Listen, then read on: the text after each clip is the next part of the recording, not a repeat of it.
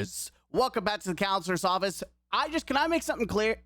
There's been so many comments, like, I don't know what it is. Like, I can't tell if it's sincere or this is like the thing that people keep saying. It's like, your mic is dirty. Yes, it is. And guess what? You know what we're going to do? Absolutely nothing. We're going to rumble. That's what we're going to do.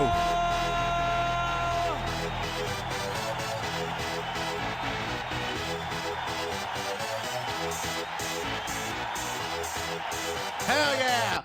Yeah, we're not actually gonna do shit because at this point it's just funnier to just see the amount of people say something about the mic being dusty. That's because this mic doesn't fucking move. I mean, it goes off to the side over here, but it literally doesn't move. It's just funny as fuck. My monitors I clean, I wipe off and get everything, make sure everything's nice and dust free. But the mic, nah. At this point, it's just I'm just doing it just to, I guess, irritate people for no apparent reason at all. Welcome to the counselor's office. We are reacting to a game that I have been sinking plenty of hours into.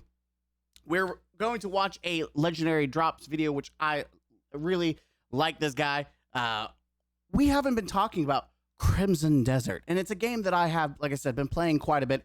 I have not really sat to write a first impressions. I don't even know if I'm going to write a review on it. I feel like I should because I have a lot to say about the game. But overall, we have not really reacted to Crimson Desert. So I'm very interested to see what his take is because he's pretty critical. And yeah, well, let's jump in and see how does this game even make sense? And that is true. How do I talk about this one? Crimson Desert has to be the best worst game that I have ever played. It is utterly magnificent, yet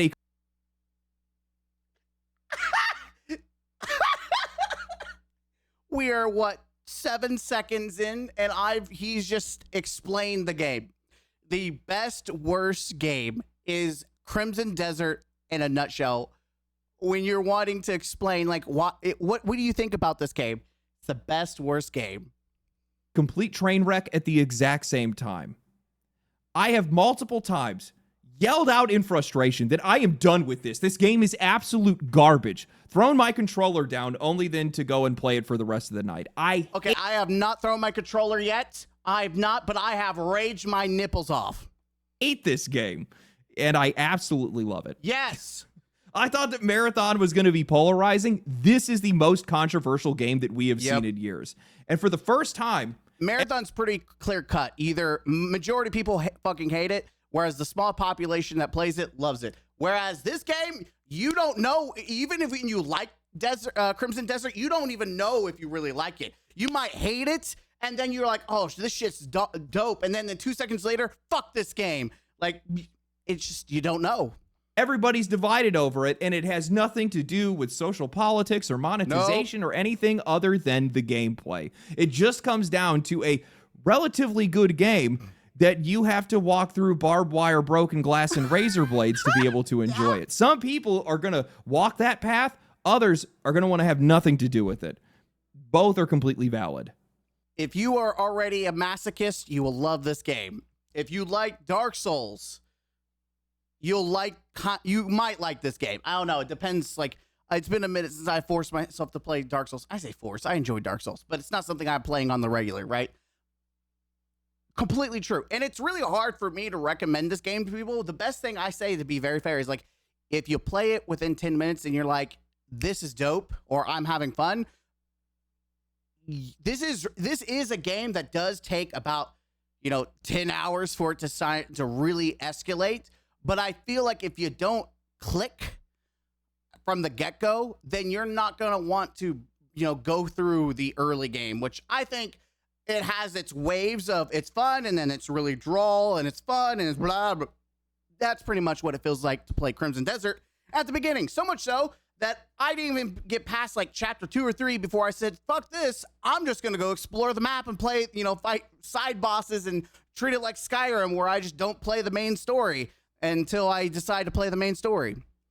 This game is both elevated by and a victim of its own ambition. This game just does so much. It does. And whether it's this game's controls or its combat or its narrative or whatever it might be, These developers tried to make an everything game, and in that, they made something so incredibly flawed. And in an industry that is so afraid of risk, I have to respect that. They said, what kind of game do you want to make? That was the question. And then the leaders of, I forgot what, is it Pearl Games or something? They said, yes. You want Dark Souls? You got it. You want Zelda? You got it. You want Farming Simulator? You got it. You want Skyrim? We got it. Hell, you want Pokemon?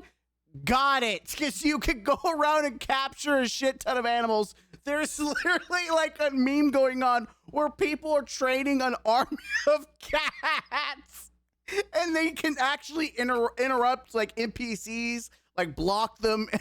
It's the funniest shit ever. This game wants to be everything, and it fails at being everything. At the same time, it's a success because you're like, it's fun. It's fun chaos. It's like one of those instances where it's like, you know what? They probably should have done this, but it's still fun and infuriating at the same time. It's like getting your dick sucked and punched at the same time. I really do. So today, I want to talk about my experience with Crimson Desert. I want to talk about how polarizing this game has been for the gaming community, and I also want to talk about how, for all of its flaws, I dare anybody to try to do better. Oh, yeah. So I'm going to start off by saying this. Crimson Desert is almost exactly what I expected it to be, and that's probably why I'm a little bit more forgiving when it comes to this game, at least compared to most people. For well over a year, every single time they showed off this game, it just kept getting bigger. More mechanics, more systems, more characters, more everything, and every time I saw that, I kept thinking the same thing. There's going to be a cost for this because whenever a game tries to do this much, something always ends up giving. And it's usually the same two things. It's controls and writing. So going in, I was already expecting this game to have rough controls and generally generic storytelling. That wasn't really a surprise to me. The only question was, how bad was it going to be? And more importantly, whether or not this actually thinks the game. And honestly, those two concerns got answered pretty quickly. Now, before this game launched, and honestly, this is where a lot of the drama started, there was a very clear split between the people that were talking about it. You had content creators who had experienced the game in previews that were being mostly positive, leaning towards what the game does well and kind of brushing past some of the rough edges, while journalists went completely in the opposite direction, hammering their frustrations and down. I think this game will be used to leverage more of why you should stop, like, especially with the heat that Marathon's getting, and then the love that it got from reviewers. While this game got hated on by reviewers, but is obviously, this game just reached a higher peak this past weekend, week 2, and it's a higher peak. And journalists said that it was awful, which, by the way, you could absolutely criticize this game. This game's not flawless. It has a shit ton of flaws, but it's fucking fun. And people are having fun with it. And you could sit there and be like, blah, blah, blah, blah, blah, blah. You know what matters? Fucking money. That's what matters. If people are gamers playing the game, yes. So fuck the reviewers, like the journalists, because they are antiquated. They're old. They're generic. They're no longer needed anymore. We have people who play for free, and you can watch an entire game without spending a dime and come up to your own conclusion. Like this delusion that you have to play, or that journalists who get early access, they know more. Yeah, I don't think so. Playing the highs, and the review numbers reflect that split in a weird way. On Metacritic, out of the 67 positive reviews, only 3 of them came from major outlets, while about 30% of those reviews, mostly from those same outlets, dragged that score below an 80. It's really now, at first, I thought this was just going to be another Black Myth or a Stellar Blade situation where critics and players are just living in completely different realities, but after digging into it, that's not actually what's happening here. This game is just genuinely divisive across the board, but just not for the same reasons, because, well, the things that people agree on are actually pretty consistent. Exploration and combat, most people really love that stuff, but where it breaks down is actual priorities. A lot of the critics are focused on the storytelling and writing, or their frustrations for the review process itself. Can I just say something? Yes, story for a single-player game is a big deal, but not always. I'm going to say something very, very, it's going to, raise some eyebrows. I don't think Skyrim had a good story. In fact, I don't even know what the fucking story was outside of yeehaw, beat some fucking dragons. We've got to stop the one dragon that's trying to end the world. And most of the time, you're just running around doing side quests and you don't give a shit about the story. That's me. I didn't give a fuck about the story about Skyrim. Like, who the fuck cares? I'm learning how to, shout from old men, and then I could go around and beat the shit out of, like, ogres and dragons and ride a dragon, go yeehaw, motherfucker. Like, I play games for fun, and if the story is good, that's great. Like games like Destiny, where it is core to its nature is the story, then yeah, I care more. But when it's a game that's like an open world, exploratory, this is you get lost in the sauce, play how the fuck you want. I don't care nearly as much about story. I don't. IGN is a really good example of this. They spent a noticeable chunk of their coverage just talking about their experiences with Pearl Abyss rather than actually just sticking to the game. Players, on the other hand, don't seem to really care about any of that. Nope. They're just locked into the moment-to-moment stuff, the controls, the menus, the inventory, the itemization, the things that you're actually dealing with while you're playing the game every single second. And that difference in priorities makes a lot of sense. Critics will happily throw away a game that has weak writing, while players are more than happy to scrape by if it's a good adventure. Something that I think is very clearly reflected in how they... And I think this is the problem with journalists, is that journalists want to be like movie critics. And so they focus on the story rather than what people actually give a shit. And it's very clear. It's very clear in multiple situations, even like games that were shit on by players like Dragon Veil. They focused on the fucking story, even though most players didn't like it. And the combat itself was also ass. Like that, we're coming into a reality where I think you're going to get to a point where even developers are going to stop caring about what journalists and reviewers think, because it's not going to reflect the sales, especially these other games that are massive hits. Especially these indie games, like you mentioned, Black Myth Wukong, which was absolutely hated by journalists, but it was beloved by gamers.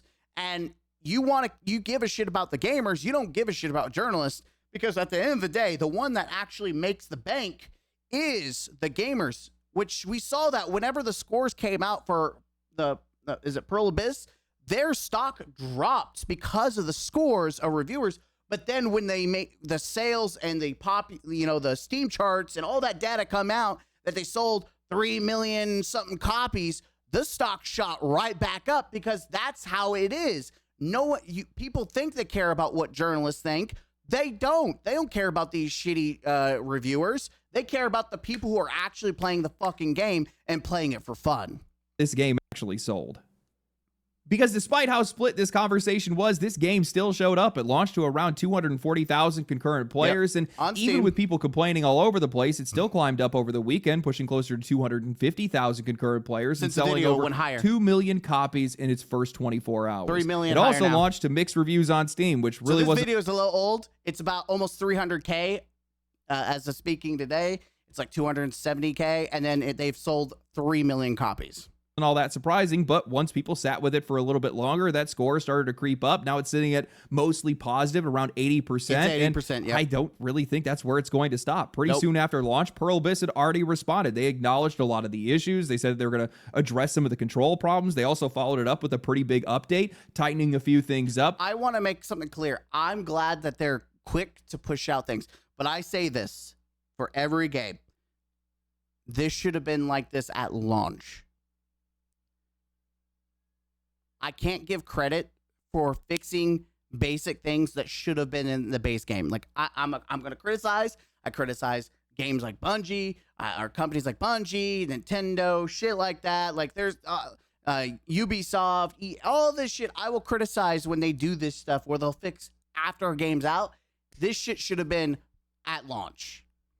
Fixing a bunch of inventory problems, not all of them, at least not yet, and even some small stuff like making sprint work on a single tap instead of having to mash the button like an idiot. Now, while this all sounds minor, for a game like this, that friction adds up fast. It does. Oh boy, is there a lot of friction here.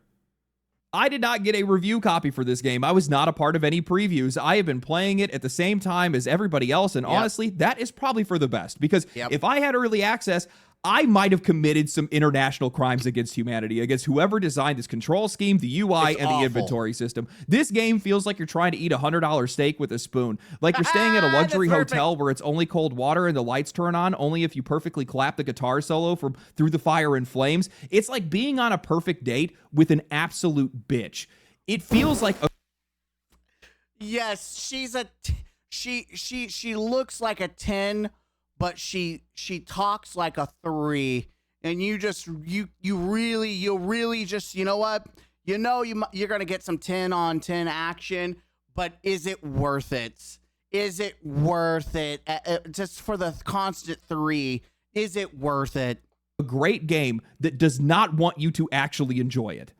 You've got a stamina system in combat that you can't even see. The mini-map is shoved into the bottom left-hand corner, completely out of your natural sight line, so it's basically useless unless you stop and stare at it. The menus have menus. You are constantly digging through layers and layers just to find basic information. I am looking up guides for things that shouldn't even need guides, like camp expeditions, because the game just keeps throwing systems at you and they just...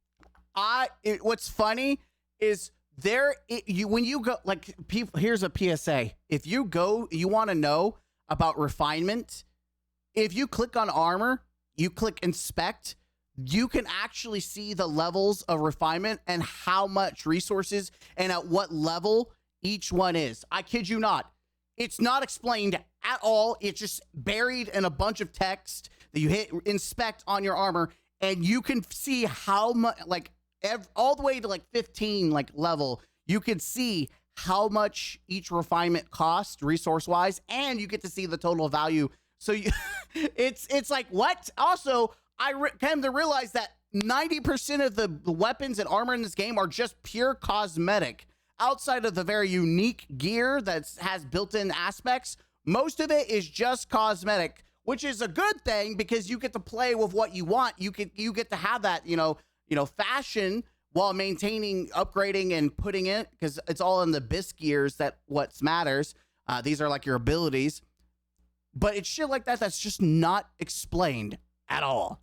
Doesn't explain it at all. There are mechanics that you're supposed to use that the game never even tells you that exist. Jump Force Palm is used puzzle after puzzle, and the game just never mentions it. I remember I was spending 30 minutes on one of the world puzzles thinking that I was doing something wrong. A voice on the wind kept saying, "Our connection isn't strong enough," which means nothing to me without any context, only for me to find out later that you can't even do certain puzzles until you've progressed further in the story. This game has no feedback on what you were doing wrong and right. Nope. Also, whoever made the spellcasters that fly around while you're fighting 50 enemies on the ground, spamming shadow bolts at you like they're basil juice from Monster Hunter, needs to be drawn and quartered. I hate you. And then there's the controls. My God. I'm glad I feel vindicated. I'm not the only one that hates those bastards.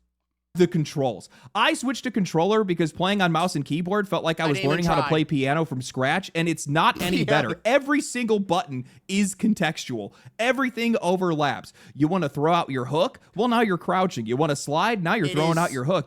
I do run into issues constantly.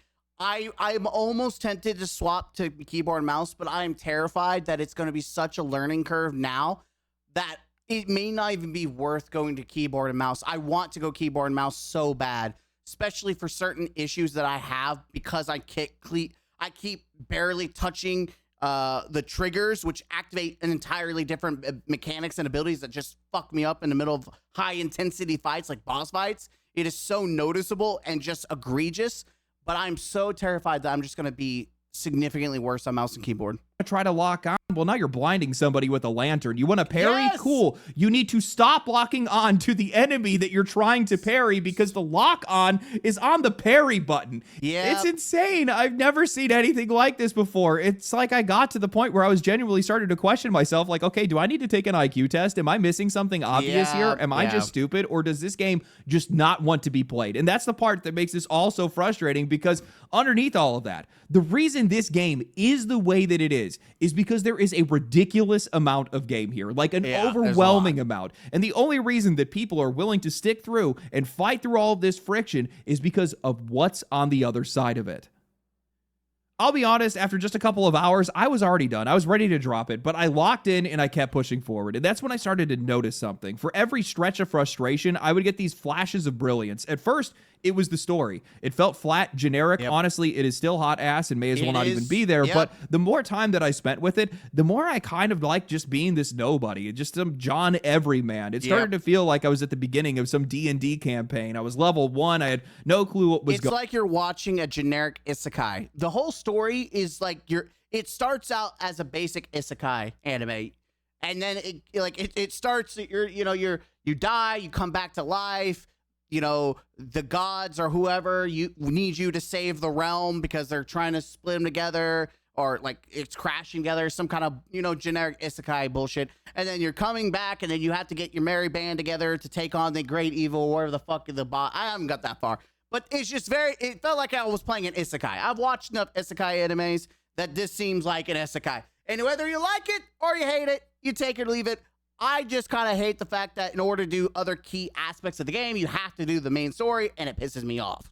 Going on. I'm helping a farmer find his cows. I'm clearing out a bandit camp, picking up random people along the way, dragging them out of bars, scraping them off the streets, bailing them out of jail. And somewhere in there, my priorities started to shift. It stopped being about chasing this clean narrative, this structured narrative that we're used to, and it just started to be about a journey.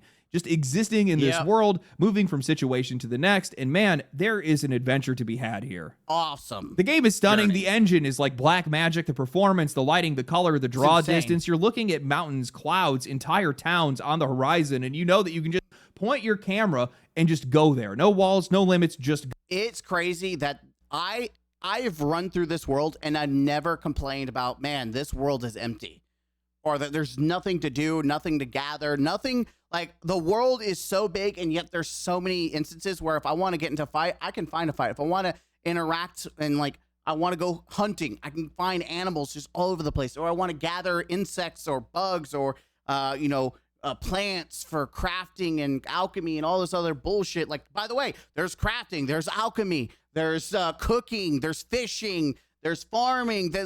This game is insane. The whole world has value, which is something that I personally have not enjoyed since Skyrim in its complexity for what it was at the time, right? I think about like Halo Infinite tried to be an open world game and it failed, in my opinion. It was just awful. Not most of the time I felt like, man, I wish this shit was just a mission based and just skip out the fat. Zelda Tears of the Kingdom, I just remembered. Zelda Tears of the Kingdom was probably the last real game for me outside of Skyrim that was a beautiful open world that you interacted with and I had a good time with. So, and I get a lot of Tears of the Kingdom vibes with this game too. Go. And yes, I know that the menus in this game and the systems in this game are overwhelming, but that's also why the world ends up feeling endless. There's always something pulling at you. I've mostly just been sticking to the campaign just to unlock things, but it still feels like I'm barely scratching at the surface of this game. There are strongholds to clear, crew members that you can send out on jobs, you can rob a bank, cook, cut trees, hunt, mine, build your base, minigames, puzzles, tournaments, hidden bosses, dungeons. You're never sitting around wondering what to do next.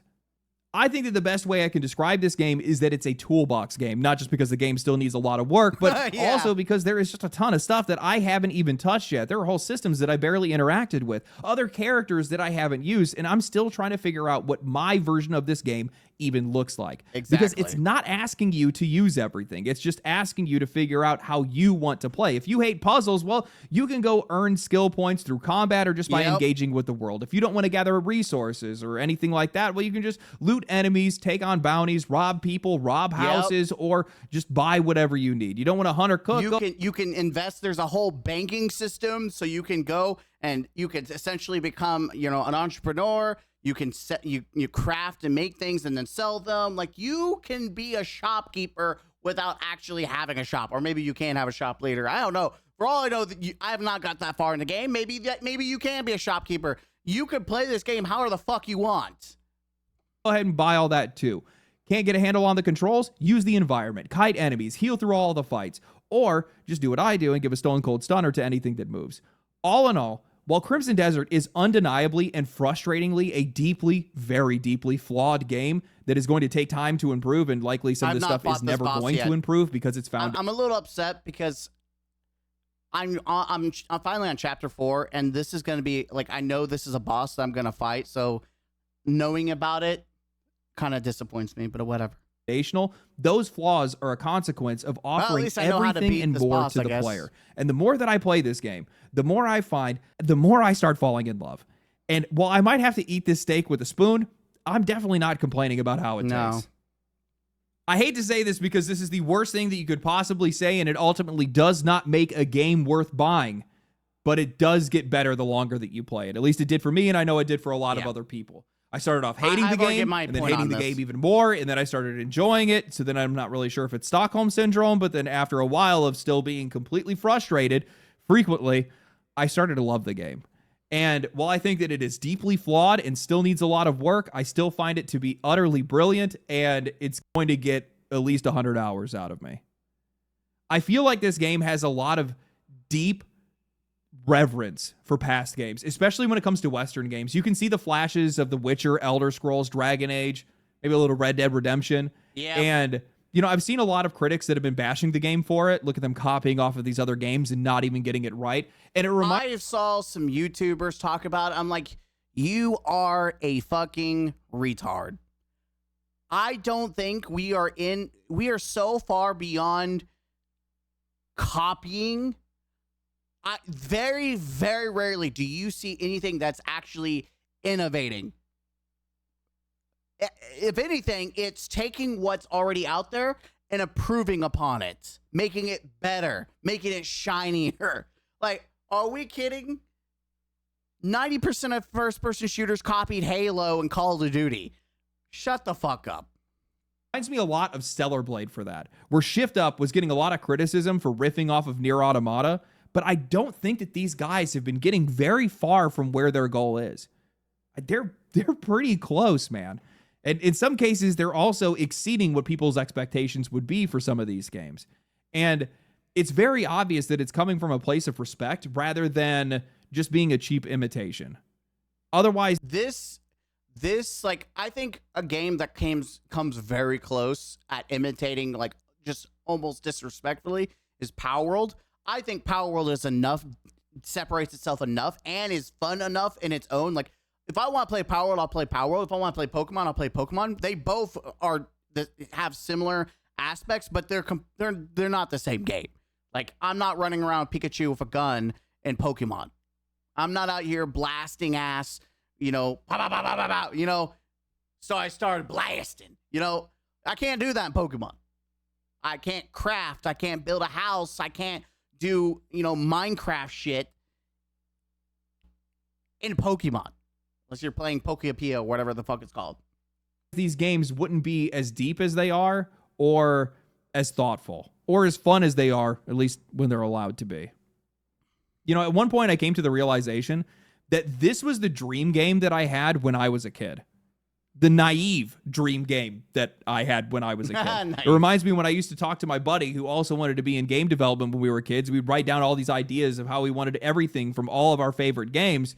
Yeah. And, that's not realistic. That's not how games work out. That's how you end up getting scope creep. This game is a victim of that. It's a victim of that dream. It's a victim of that ambition of wanting to make a game that does far too much than it probably should do.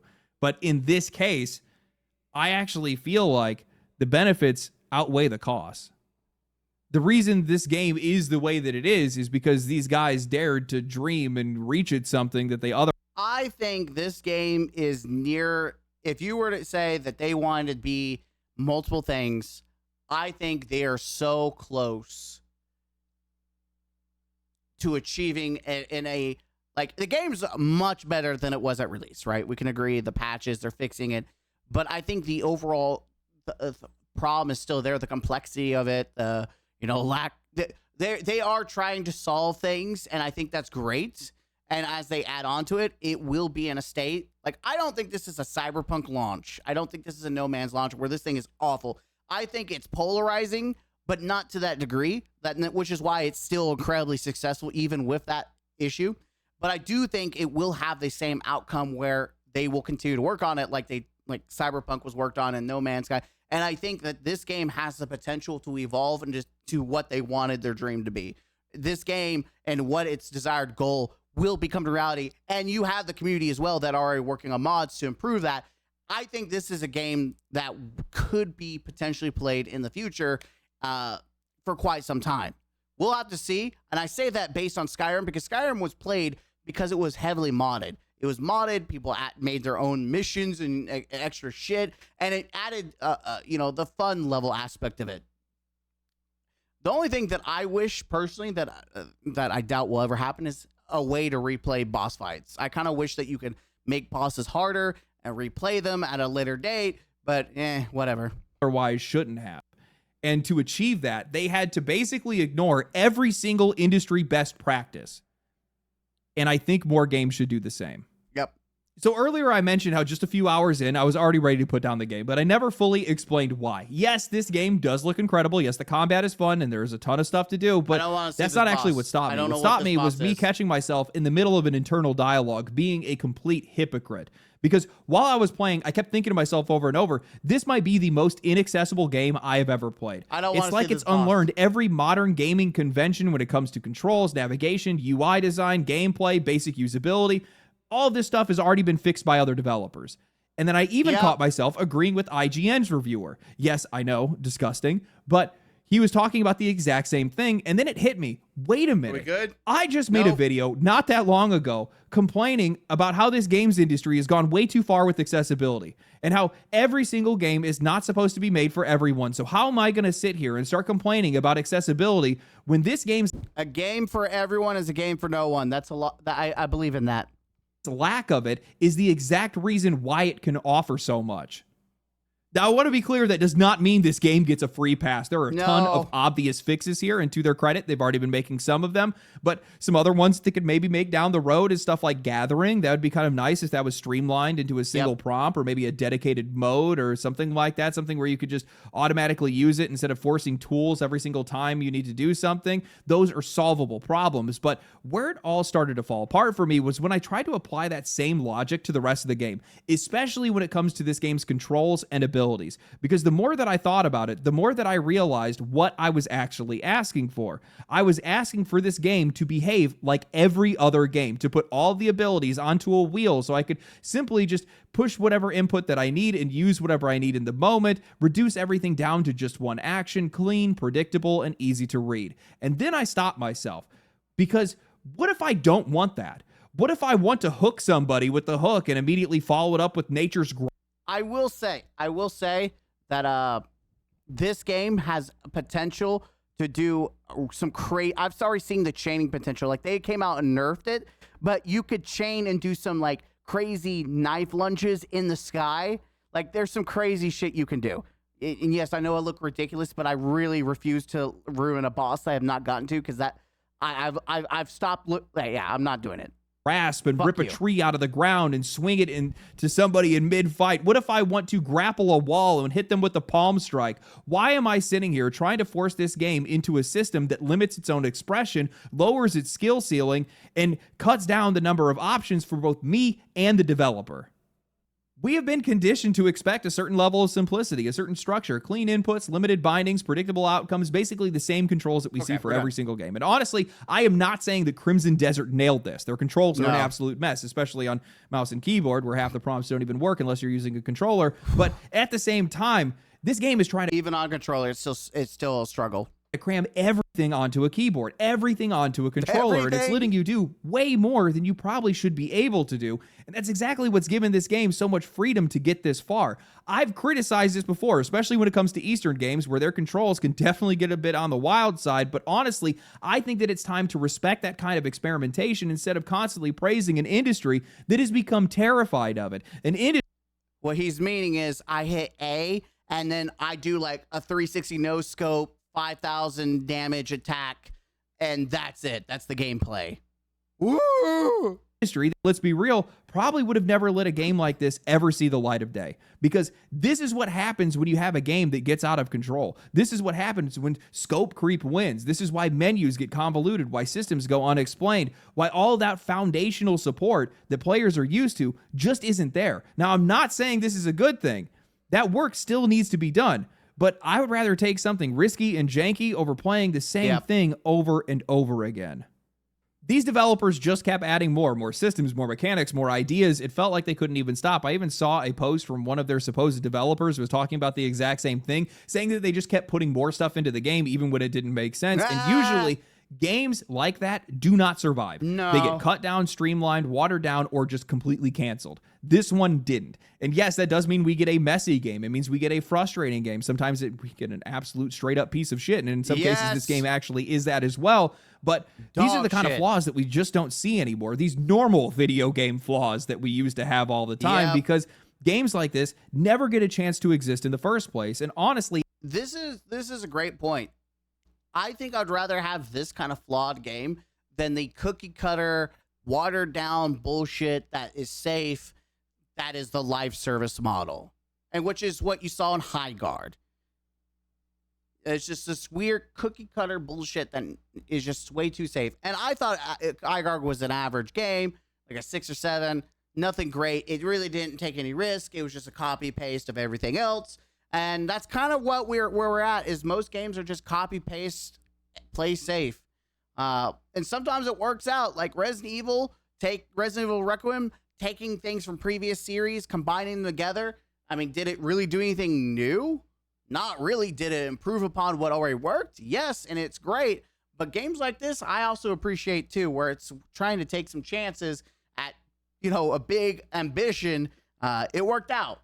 I think big ambitions like Cyberpunk and, No Man's Sky, when they first announced it, it didn't pan out for them. Now, you look at it, their ambition has come to reality, and they're big-ass crazy games with a lot of shit going on with them. I have Especially to No Man's respect Sky. they let this game get this far. I have talked about this a few times, but a lot of games now, they all just look the same and play the same and feel the same. And that's not because these developers just suddenly forgot how to make a video game. It's because they're just not allowed to do this. They're not allowed to let systems overlap like this. They're not allowed to let players struggle. They are not allowed to ship something that feels messy, even when that messy part is the reason why everything was made possible. Everything has to be clean. Everything has to be readable. Everything has to be for everybody. Everything has to make sense immediately. And in doing that, you lose this. Because most games aren't trying to give us freedom, they're just trying to guide us through an experience. And this game does not guide you. Honestly, this game probably has no idea what it's actually doing, even though people are finding a way to enjoy it. And it's just throwing you into an experience and having you figure it out. And yes, sometimes that's going to suck. Sometimes that is going to be frustrating as hell. But when it works, man, it feels like you actually did something with your time instead of just following instructions. And I think that's why this game feels so extreme to so many people, because players are just not used to this anymore. We just don't get games like this anymore. We're used to games explaining themselves, smoothing out everything before anybody ever even notices, shrinking themselves down so that when a game like this shows up that's messy, unclear, and I'm sorry. Are you telling me that using the fire attack with the blade, the blinding attack, does damage to the wizards? Fuck me if that's the case. overloaded, well, it's going to feel broken. And sometimes it is. And definitely in this case, this game definitely is broken. But sometimes I think this game is just asking for more than people are used to giving. This isn't a game that you're going to play casually. This is a game that you're going to have to meet halfway. You are going to have to deal with the frustration. Yep. You're going to have to deal with the issues. You're going to have to deal with the language. And you're going to have to figure out what they're trying to do. And a lot of people are not going to be down for that. Nope. And that is completely fine. But for the people that do, that's where those flashes come from. And that's what's going to keep you playing even when you're pissed off. Some people are absolutely going to hate this game, and some people are going to think it's the greatest thing that they've ever seen. And whether you think this game is garbage or whether you think this game is the second coming, honestly, I think that you both are right for the same reasons. Oh my God, we got the new Elder Scrolls. We got Korean Bethesda before GTA. Exactly. We did. We got Korean Bethesda before Grand Theft Auto. And it's I think it's going to have the, if done right, I think it could be the next Skyrim without hopefully doing the same thing that Bethesda does and release it the next, Crimson Desert 3.0 Definite Edition on PSX. GTA 6. This game is flawed. It has a lot of problems. It's very much unfinished. Yes. And I think that some of these developers shouldn't even have a job. The UI guy, fire him. The person that made the flying enemies, definitely fire that guy. I almost threw my controller through my screen. First time I've tried to do that in a long time. I stopped myself, luckily, but I don't want to hear anyone badmouth me a fucking again. I had some chump on like one of my leftover live streams leave a comment talking about how I play like a bot. Bitch, I'm not the only one that struggles with those fucking wizards. I'm a fucking god now. You know, for all the flaws this game has, I have to respect that these guys tried to take this game this far. They took a game that was supposed to be an MMO and turned it into a single-player game and still put it out there. What? Most games would have died on the pyre to that. You know, Resident Evil 9 was a fantastic game. I love the Resident Evil series. I'm a huge fan. It's probably it's probably my favorite series of all time. And while I love that game, I know how to play that game. I know everything about that game. And something that I realized while playing this is that the lack of friction caused from a failure to experiment, even when something might not work, made me less engaged in the experience. While, yes, oftentimes with Crimson Desert, I'm overcoming their flawed design, their own problems. You're fighting the game. I am problem solving in a way. I'm engaging with the game in a way. When you play this game and you're trying to actually play it, you will be using parts of your brain that other games you'll never use. That's the reality. This game, it has a mental tax. And for some people that love that, they love that intensity. They love being forced to have to process and engage, and you're not just solving puzzles, you're solving bad game design. You're like fighting through it. And for some people, they love that. It's a love-hate for me.